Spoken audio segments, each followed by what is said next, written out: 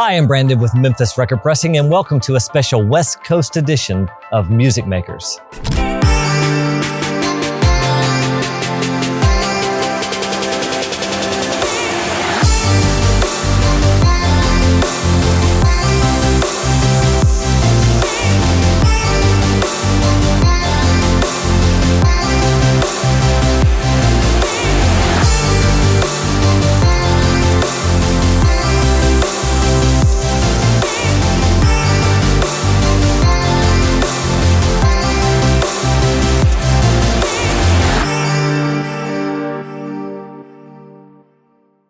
On this episode, we're featuring the amazing chef Shelly Register from A Market. Let's take a look at the kind of music that Shelly makes.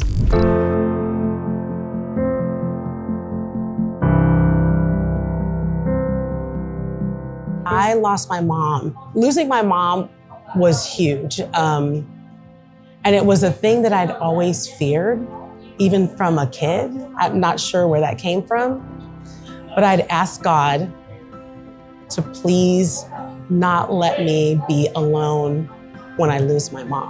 And, God is interesting because, sometimes it doesn't look the way you think it's gonna look. And it was almost like I built that community for this moment, for that moment, because they surrounded me and I needed that. They surrounded me when I lost my mom and supported me, and it meant everything. Hi, I'm Shelly Register, and I am a music maker.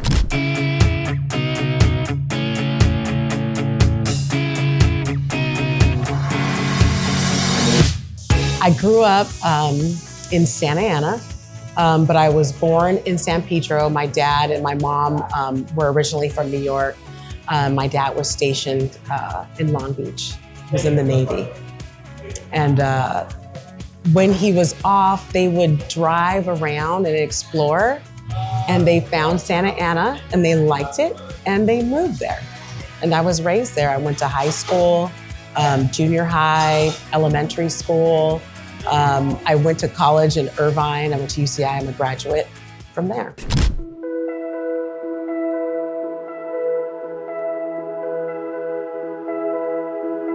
My mom was a really good cook, a really good baker.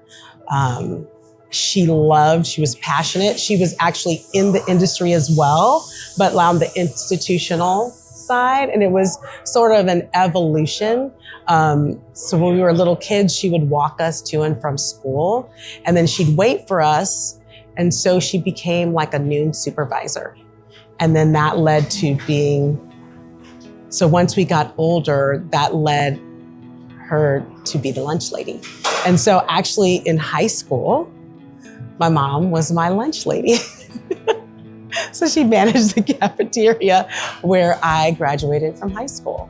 And a lot of the things that she made that were like specific to her, most of the things I had to learn eventually because it was kind of passed on to me, when my mom became disabled. So I had to, under her guidance, making collard greens, oxtails, whatever, all the things. And so it had to pass her test, and I got pretty good at it. Thanksgiving was always huge not because of the holiday itself, but it was about the food. It's like our favorite food holiday. And my mom was really serious about cooking. When I was a kid, I have a lot of fond memories of her cooking and baking. One night, we invited the neighbors, very close friends. We all got together. We had, a den had been built onto the house. So we were all, the kids, the grown-ups, we were all in the den, and my mom was in the kitchen cooking. And anything you said you wanted, she cooked it. Literally everything. I feel like we had tacos, we had fried chicken, we had spaghetti, and anything she made that you loved and you said it, she made it. Even if we didn't have the ingredients, we went to the store and got the ingredients. And I remember, and it was music, and of course music went along with that. So we were dancing and eating the whole night long. And so I remember walking my friends, because they just lived across the street. So walking them outside, making sure they got home okay. It was sunlight. It was sunlight. It was an amazing time.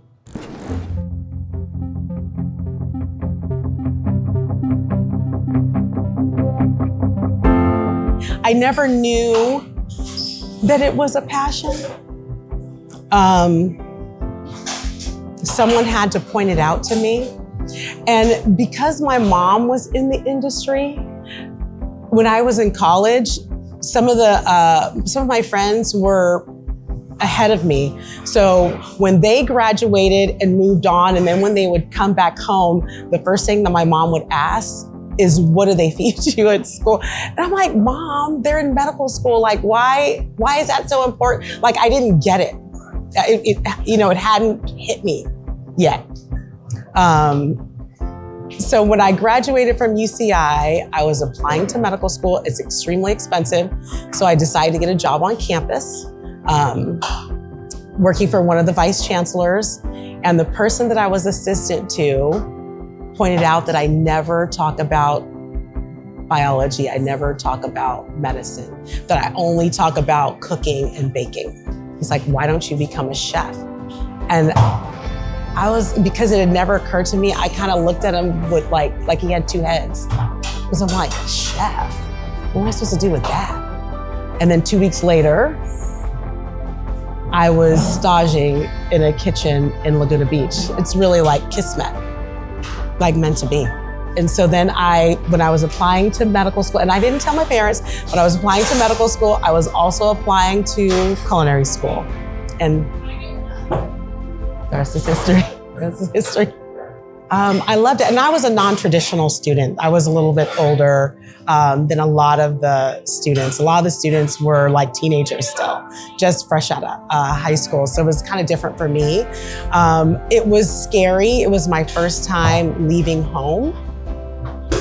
My parents, they didn't disown me, but it was like, okay, if you want to do this, you're on your own. You're not going to become a doctor, you're on your own. And I was fine with that. And it was scary and exciting all at the same time. I even remember the first day I arrived in Miami and picked up my car that had been shipped. And I turned on the radio and the music was incredible. The salsa music that comes from Cuba, the origins, is amazing. And I was like, and it was gorgeous. It was gorgeous. And then every day on my way to school, I just had a huge smile on my face. Like, I can't believe I'm doing this. I can't believe this is a dream come true. I was happy literally every moment I was in cooking school. And I was so poor, because I didn't have any assistance from my parents. I'm fresh out of college. I didn't have a job yet, but I ended up working in the industry, like on South Beach, but still not enough. And I remember having to scour my car to afford to buy a 39-cent cheeseburger at McDonald's. So broke, but I loved every single minute. I loved it.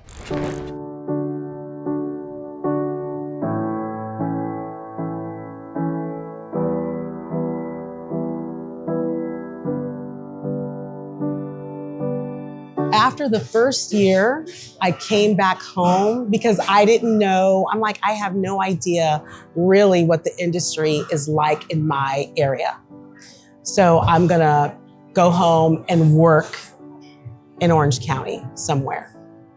And then I was like, I wanna work at the best restaurant in Orange County. And at the time, it was Aubergine in Newport Beach on the peninsula.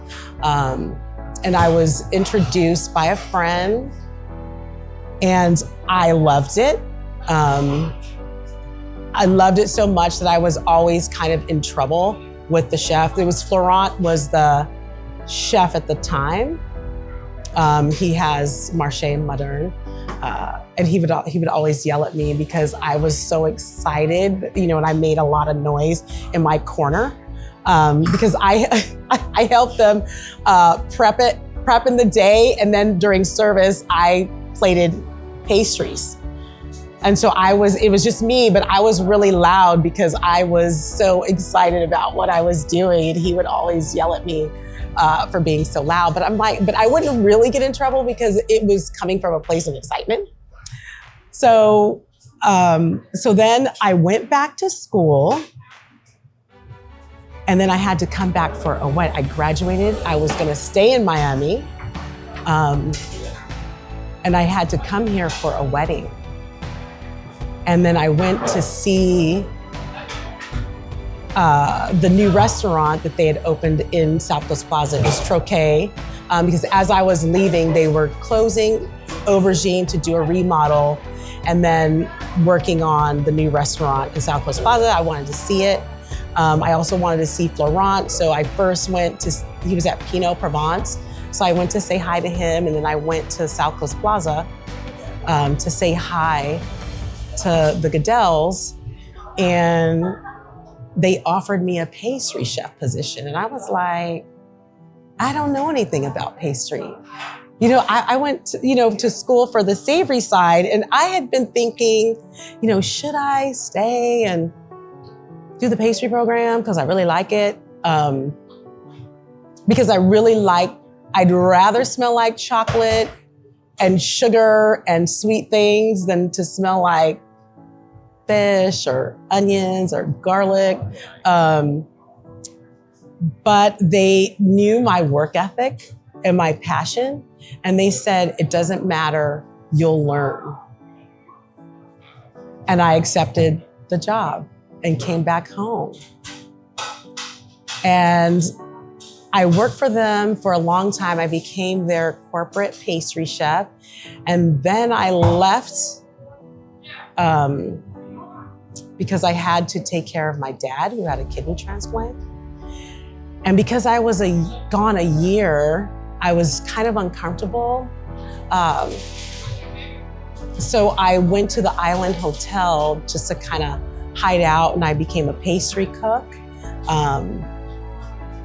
And the Goodells called me and said, we have a project for you. And I was like, I don't think so, but I'm gonna go listen to see what they had to say. And so we came here, and I walked inside, and it was mostly gutted. But there was the counters, the pastry case, the cellar. And they said, imagine a place like Oakville Grocer or Dean and DeLuca. That's what we would like for this to be. And I love those places.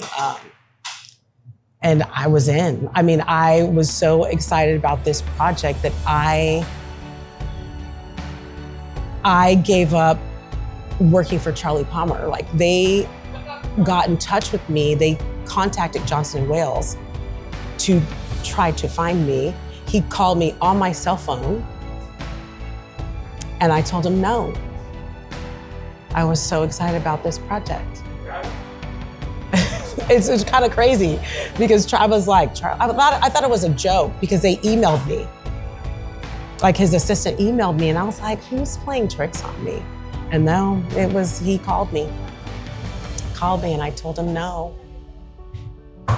And I don't regret it.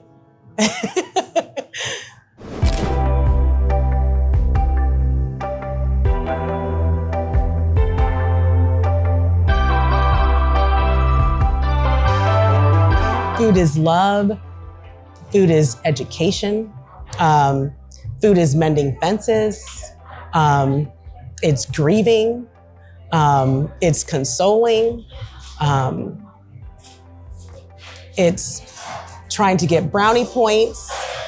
It's really all the things. And I feel like a lot of great things are done over a meal. A lot of important things are done over a meal. So I am here for whatever that is. I feel like a lot of friendships, important friendships actually have been made here. Actually very significant connections have been made here. So my role is I'm like the matriarch. It's like people coming into my home, and the hospitality for me, I love hospitality. I'm a people pleaser. I've been a people pleaser since kindergarten, apparently, because I found my report card and it said so. And I remember, I love clearing people's plates. When people come here, I want people to be able to relax. I don't want them cleaning anything. If they spill something, I don't want them. I'm like, you didn't come here to work. You came here to relax, eat, enjoy yourself. I don't want you to lift a finger. I'm happy to do this, and I don't see it as beneath me. I just see it as taking care of you. Because there are times when, if I've had a week or life is lifing, sometimes the only thing I can think of is I have to go to a restaurant and just sit there, veg out, and have somebody take care of me. So it's sort of like I do unto others as I would love others to do for me. And it's super important. And I really love taking care of people.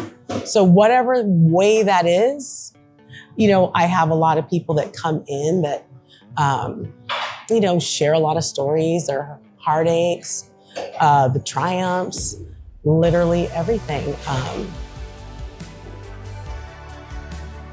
And I feel honored that people allow me to do that and they see me that way. I get a lot of text messages. Shelly, I forgot. Do you think that you could? I love that. I love making people happy. I love making people look good. I love to make people feel safe because for a long time, especially in the beginning, 17 years is a long time, building trust with the community, that was like an active process. They could always trust that we're gonna come through, trust the quality of what we're offering, that it's fair, that the prices are fair, that, we have integrity.